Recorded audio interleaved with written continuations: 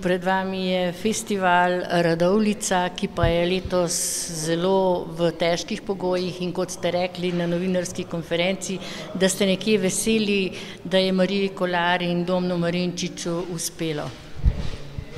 Dober dan. Res je, no, jaz izražam veliko podporo in zadovoljstvo, da kljub temu, ker ne vemo še točno, kaj nas čaka v mesecu avgustu, da je najava tega festivala, seveda pod vsemi pogoji, ki nam jih predpisuje NIJZ. In jaz sem optimistično razpoložen in dajem res veliko podporo organizatorjem in upam, da bomo lahko po koncu tega festivala ugotovili, da nismo prekinjali serije, ker je to že 38. po vrsti.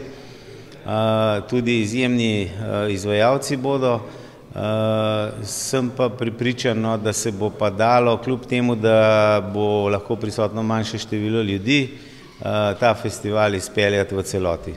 Tako kot vsako leto sta tudi tokrat podpisala pogodbo za financiranje, za sredstva, ki financira občina kar v velikem obsegu.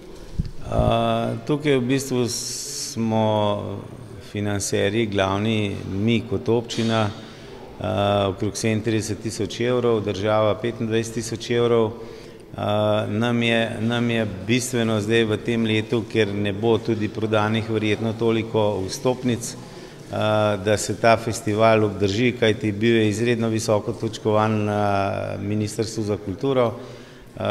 Skoraj 100 točk je vedno dobil in ta nivo želimo obdržati. In pa potem upam, da v naslednjem letu teh omejitev več ne bo.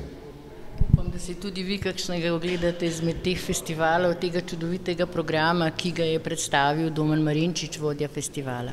Si vsako leto ogledam vsaj dva, tako da bo tako tudi v letošnjem letu.